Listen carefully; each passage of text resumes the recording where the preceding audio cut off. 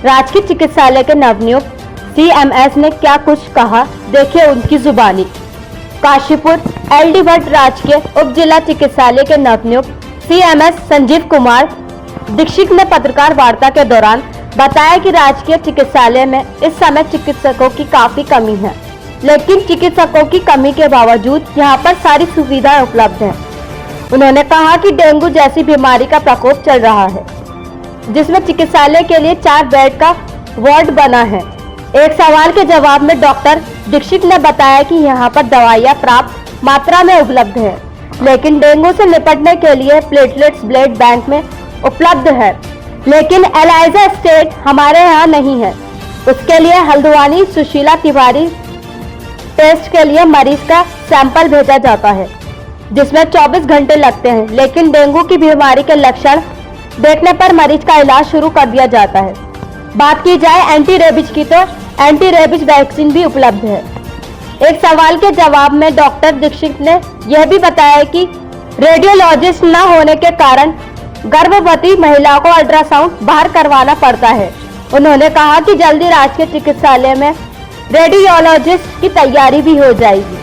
पत्रकारों के सवाल के जवाब में उन्होंने कहा कि काशीपुर राजकीय चिकित्सालय रेफर सेंटर नहीं बना है। चिकित्सकों की कमी के कारण गंभीर बीमारी के व्यक्ति को हायर सेंटर रेफर करना पड़ता है। उन्होंने कहा कि जल्दी सारी सुविधा उपलब्ध हो जाएगी। उन्होंने कहा कि प्रदेश के मुख्यमंत्री पुष्कर सिंह धामी जी स्वास्थ्य को लेकर काफी गंभीर हैं और इसी को लेकर स्वास्थ्य सेवाएं धरातल पर चल रही हैं। काशीपुर से मोहम्मद नफीस की रिपोर्ट।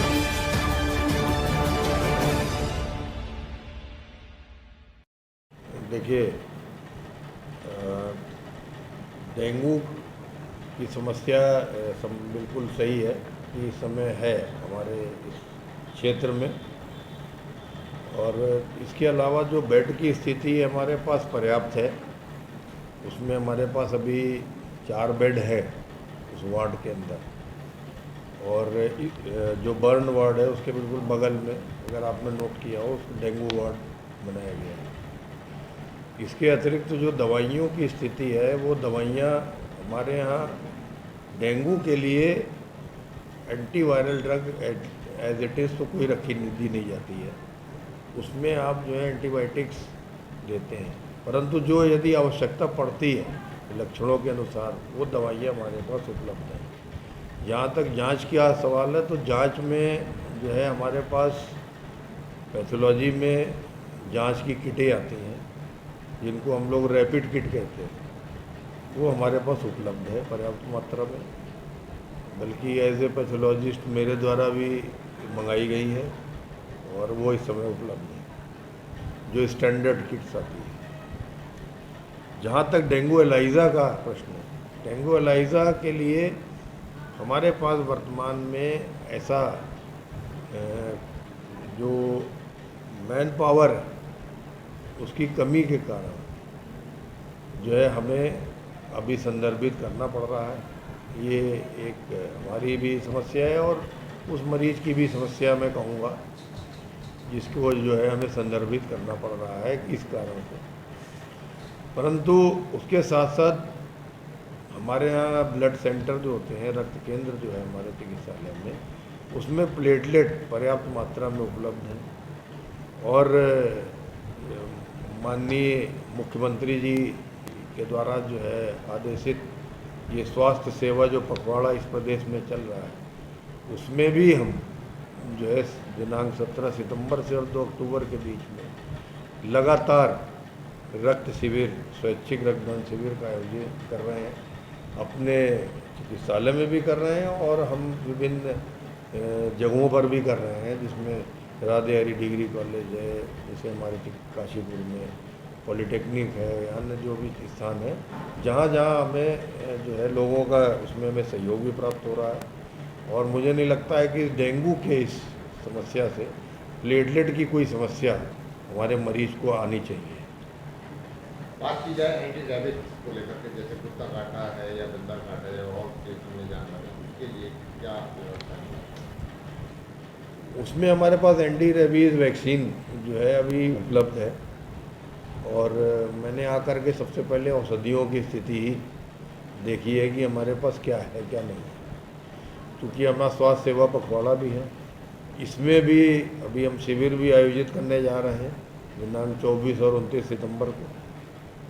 और इसके अलावा जो है रक्तदान शिविर लगातार प्रत्येक दिन जो है रक्तदान शिविर चलेंगे। वो कुछ अंदर है अस्पताल में, कुछ जो है बाहर। हमारे पास औषधियाँ लगभग पर्याप्त मात्रा में, और अभी हमने फिर डिमांड भेज रखी है, तो जल्दी ही उसकी पूर्ति की जा सकेगी। इस तरीके से माना जा रहा है कि काशीपुर को रेफर सेंटर अस्पताल के नाम से जाना जाने लगा है, तो क्या इस तरीके से सुधार करेंगे आगे? रेफर सेंटर के लिए हमने, देखिए, जो हमारा अस्पताल है उप जिला चिकित्सालय है, उसमें भी जो विशेषज्ञ चिकित्सक हैं वो अभी पूर्णतया उपलब्ध नहीं है, जिसमें कि अभी अस्थि रोग विशेषज्ञ नहीं है हमारे पास, जिसमें कि एक रेडियोलॉजिस्ट नहीं है, जो कि नितांत आवश्यक है। परंतु इस सेवा पखवाड़े के माध्यम से हम कम से कम कुछ समय के लिए इस तरह के जो विशेषज्ञ चिकित्सक हैं, उसमें मनोचिकित्सक भी हम ले रहे हैं, त्वचा रोग विशेषज्ञ भी ले रहे हैं, तो उनकी सेवाएं भी हमारी क्षेत्रीय जनता को प्राप्त हो सकेंगी दिनांक 24 और 29 सितंबर में। कुछ आरोप ये भी है कि कुछ जो यहाँ के आशाएं हैं वो जो है बरगला करते गए यहाँ के पेशेंटों को बाहर जो है उनका अल्ट्रासाउंड कराते हैं और बाहर हॉस्पिटलों में रेफर के लिए ले जाते हैं, उनको सब्सिडाइज करते हैं, क्या करेंगे? देखिए, रेडियोलॉजिस्ट जैसे मैंने बताया अभी है नहीं हमारे यहाँ, तो जाहिर सी बात है कि जो प्रसव जो मरीज आते हैं, कुछ जो मरीजों की संख्या आपको पता ही है बहुत ज़्यादा है यहाँ पे, ये तराई क्षेत्र है, तो यहाँ पर जो है लगभग प्रायः जो है मरीज आकर के और उसको अल्ट्रासाउंड, जो हमारी गर्भवती माताएं हैं उनका मैंडेटरी भी होता है चेकअप, ये अल्ट्रासाउंड कराया जाना हमारे जो है महिला चिकित्सा अधिकारी के द्वारा उनको तभी जो है उनको संदर्भित किया जाता है। अदरवाइज़ जब रेडियोलॉजिस्ट आ जाएंगे तो ये मुझे नहीं लगता है कि ये समस्या इतनी रह जाएगी कि बाहर कोई जा कर के अल्ट्रासाउंड कराए। अल्ट्रासाउंड की बात के साथ साथ जो है उनको और हॉस्पिटलों में जो है लेके जाया जाता है हॉस्पिटल से, जी जी, क्या कार्रवाई करते हैं? मैंने पद संभाला है, मैं इसमें निश्चित रूप से इसमें सख्त रुख अपनाते हुए इसके विरुद्ध जो है जरूर जो भी हो सकेगा मैं कार्रवाई करूँगा।